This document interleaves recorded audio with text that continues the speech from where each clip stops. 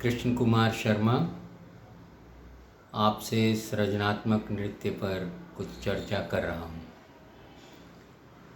अभी हमने जो बात की थी कि सृजनात्मकता की आवश्यकता को क्यों समझा गया, क्यों हुई। बैले का कद विश्व में इतना बढ़ चुका था कि उसकी जड़ें पूरे विश्व में फैल चुकी थी। लोग लंदन में तो आकर अपना प्रचार प्रसार कर ही रहे थे, मगर उसके साथ साथ पूरे विश्व से बैले का प्रशिक्षण लेने के लिए लोग लगातार यूरोपीय देशों में आ रहे थे। यूरोपीय देशों में सबसे अधिक लोकप्रिय बैले जर्मनी, फ्रांस और यूएसएसआर में हो रहा था। यूएसएसआर की नृत्यांगनाएं पूरे यूरोप में अपना कार्य का विस्तार कर रही थीं और बैले का प्रशिक्षण दे रही थी। अमेरिका के भी बहुत से नर्तक नर्तकियां यूरोप में आकर बैले को सीख रहे थे और एक बड़े विस्तार लेवल पर यहाँ से प्रशिक्षण प्राप्त करके अमेरिका में बैले का विस्तार कर रहे थे।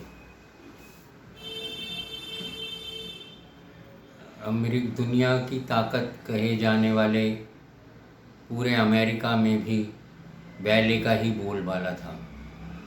उसी समय नृत्य क्रांति के दौर में सभी लोगों को ये लगने लगा था कि हम बैले की ही ट्रेनिंग क्यों ले रहे हैं और बैले का ही प्रचार प्रसार क्यों कर रहे हैं। क्या हमारे पास कुछ ऐसा नहीं है जिससे हम प्रस्तुत करें और आगे बढ़ें। अमेरिका में भी यह बात उठ रही थी कि कुछ ऐसा नया होना चाहिए जो हमारे देश का हो और जिसे हम अपना कह सकें। ऐसे ही विचार पूरे यूरोप में चल रहे थे और अमेरिका से जर्मनी आए एक युगल ने भी इस बात को सोचा और बैले की तकनीक पर कुछ परिवर्तन करने आरंभ किए। लोग नृत्य या अपनी संस्कृति को खोजने का कार्य करने लगे। फैक्ट्रियां और इनमें तो सबका कार्य चल ही रहा था, लेकिन कलाकारों में एक बहुत बड़ी हलचल हुई। पूरे विश्व का कैपिटल कहे जाने वाले लंदन में सभी देशों के नर्तक नर्तकियां और संगीतकार अपनी पूरे नृत्य मंडली और संगीत मंडली के साथ आते थे और अपना रोजगार चलाते थे। वह एक केंद्र बन गया जहां लोग सबकी संस्कृति देख रहे थे। वह कब तक बैले को देखते। इसीलिए बैले की नृत्यांगनाओं ने बैले को वहां त्याग कर भारतीय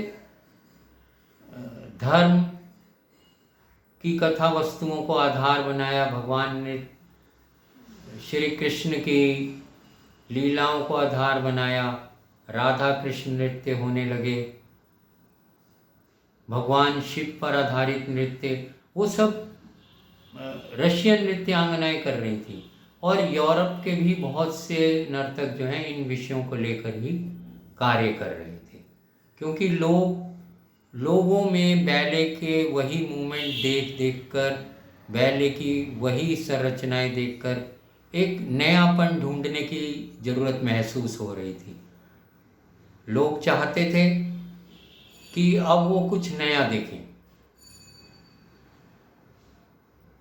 यहाँ से शुरुआत हुई सृजनात्मकता के इतिहास की, कि सृजनात्मकता ने कैसे जन्म लिया, कहाँ इसका सर्वप्रथम आगाज हुआ, क्यों हुआ और इसकी ज़रूरत क्यों समझी गई। ये मैंने थोड़ा आपको बताने का प्रयास किया। ये एक इतिहास है। आगे भी हम इस संदर्भ में बात करेंगे, क्यों सृजनात्मकता क्यों हुई, विश्व में जब इतनी बड़ी बड़ी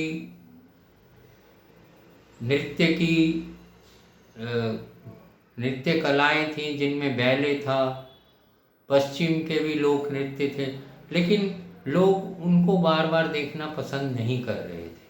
वो चाह रहे थे कि हम अब कुछ नया करें, एक क्रांति आए विश्व में जो नृत्य में पूरा बदलाव करे, और वो आई भी।